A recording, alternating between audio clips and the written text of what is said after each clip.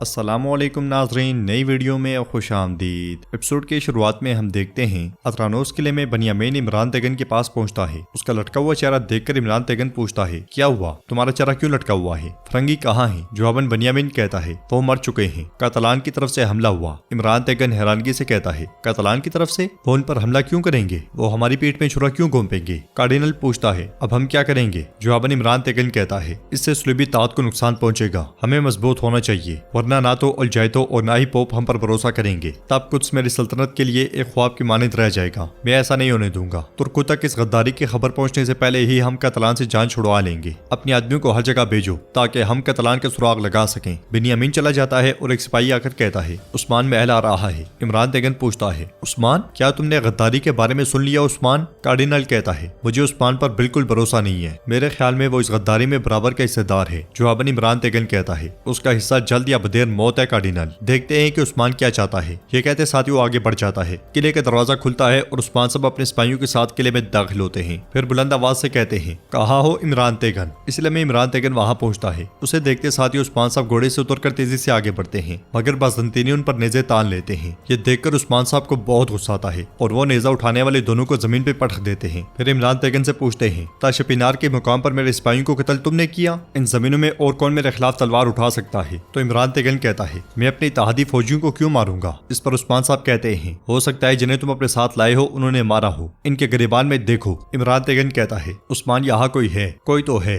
उस्मान साहब पूछते हैं, कौन? इमरान तेगन कहता है, मैंने भी अपनी फौज जमा कर ली है, मैं उनसे लड़ने जा रहा हूँ। उस्मान साहब एक बार फिर पूछते हैं, कौन है? तो इमरान तेगन कहता है, कातलान। ये सुनकर उस्मान साहब अनजान बनते हुए कहते हैं, वो तुम्हारे खिलाफ क्यों जाएंगे? इमरान तेगन कहता है, उन्होंने पहले फरंगी दस्तों को तबाह किया, उन्होंने उन जंगजुओं के टुकड़े टुकड़े कर दिए जो स्लूबियों के लिए रेड की हड्डी थे, उन्होंने स्लूबी मुहिमजोई को काफी नुकसान पहुंचाया, हम मिलकर उन्हें तबाह करेंगे। तो उस्मान साहब कहते हैं, मेरी बात सुनो, तुमने एक कातलान को इस सरजमीन पर बुलाया था, अगर कुछ हुआ तो मैं उसका हिसाब तुमसे लूंगा, ज़हन में बिठा लो। अगर तुम मेरे इत्तेहादी हो तो तुम्हें मुझसे कुछ नहीं छुपाना चाहिए। कार्डिनल आगे बढ़ते हुए कहता है, कातलानियों पर इस वक्त हमला करना इंतहाई खतरनाक है। तो उस्मान साहब तलवार का रुख उसकी जानिब करते हुए कहते हैं, क्या हुआ कार्डिनल? जब तुम जंग करने आए थे तो बहुत बहादुर बन रहे थे, अब जब अपने सिपाहियों पर बात आई है तो अचानक बातें करने लग गए हो। कहाँ गई तुम्हारी बहादुरी? जब तलवार तुम्हारी गर्दन को आई तो पीछे हटने लगे हो, जबकि कातलानियों ने अपना रुख बदल लिया है। ठीक है, हम मिलकर उनका मुकाबला करेंगे इमरान तेगन, उसके बाद ये स्लूबी मेरी सरजमीन से निकल जाएंगे। इमरान तेगन कहता है, हम मिलकर बागियों को कुचल देंगे, मुझे जैसे ही उनका सुराग मिलेगा मैं तुम्हें इतला दूंगा। उस्मान, काश तुम ईसाइयत अपनाकर हमारे साथ शामिल हो जाते। जवाबन उस्मान साहब कहते हैं, अगर तुम चाहते हो कि यह मुआहिदा लंबे अरसे तक रहे तो फिर इस्लाम कबूल करोगे, अल्लाह की राह में जहाद करोगे, वरना यह मामला यही खत्म हो जाएगा। इस पर इमरान तेगन कहता है, मुझे तुम स्लूबी फौज के दरमियान इस्लाम की दावत दे रहे हो। जवाबन उस्मान साहब कहते हैं, अगर हम अकेले भी रह जाए तो हमारी आवाजें उठेंगी, और जिन्हें तुम सुलेबी कहते हो वो सुलेबी कौन है? तो फिर जैसा तुमने कहा था, तुम्हारा दिन तुम्हारे लिए और मेरा दिन मेरे लिए। यह सुनकर इमरान तेगन कहता है, जैसा कि हमने पहले इत्तफाक किया था उस्मान, वैसे ही चलेगा जब तक कि हम में से कोई एक मर ना जाए। उस्मान साहब कहते हैं, ठीक है, ऐसा ही सही। ये कहते साथ ही उस्मान साहब सिपाहियों के साथ पलट जाते हैं। उधर काई कबीले में लाली और यूया के पास आती है और इमरान तेगन का खत देते हुए कहती है, इमरान तेगन ने कहा है कि यह खुफिया है। खत खोलते हुए यूया पूछती है, कबीले में क्या हो रहा है? तो लाली कहती है, मैं कुछ नहीं जानती, वो ओरहान और एल्चम की शादी में मसरूफ हैं, वो लोगों के सामने बात नहीं करते। खत पढ़ते साथ ही ओलिया चौंक जाती है। खत में लिखा होता है, जासूस को मार डालो और उस पर वही इल्जाम लगा दो जो होलोफेरा पर लगाया गया था। जब ओरहान को मालूम होगा कि होलोफेरा बगैर किसी वजह के मारी गई है तो वो उस्मान की मुखालफत करेगा। दूसरे पैगामात लाली के कपड़ों में छुपा दो। ओलिया को खत पढ़ता हुआ देखकर लाली कहती है, चूंकि आप खुश हैं तो इसका मतलब है कि खबर अच्छी है। तो ओलिया कहती है, आज कबीले में एक और शख्स मर जाएगा। लाली पूछती है, कौन? जवाबन ओलिया उसके पास जाकर खंजर उसके पेट में गाड़ देती है। फिर दूसरे पैगामात अलग करके उस खत को जला डालती है। लाली तड़पते तड़पते मर जाती है और ओलिया दूसरे पैगामात उसके कपड़ों में डाल देती है। फिर अपना हाथ और बाजू भी जख्मी कर देती है। खेमे में मौजूद हर एक चीज उलट पुलट कर देती है। उसके बाद अपने बाल भी बिगाड़ देती है जैसे कि कोई लड़ाई हुई हो। उधर मलून खातून और बाला खातून दुकान में खवातीन के पास जाती हैं और वो एल्चम के लिए कपड़े देखने लग जाती हैं। इसलिए में फातिमा भागती भागती आती है और कहती है, बैरी ओलिया के खेमे में गई है। सिपाहियों ने रोकने की कोशिश की लेकिन वो चुपके से अंदर दाखिल हुई। सिपाहियों की तवज्जो हटाकर वो अंदर गई। यह सुनकर मलून खातून कहती है, इसमें कोई खेल है, चलो। ये कहते साथ ही वो खवातीन के साथ ओलिया के खेमे की जानिब बढ़ जाती हैं। मगर जब वो खेमे के पास पहुंचती है तो खेमे में से ओलिया भागती भागती बाहर आती है। वो चिल्लाते हुए कहती है, कातिल कातिल, तुमने मुझे मारने की कोशिश की,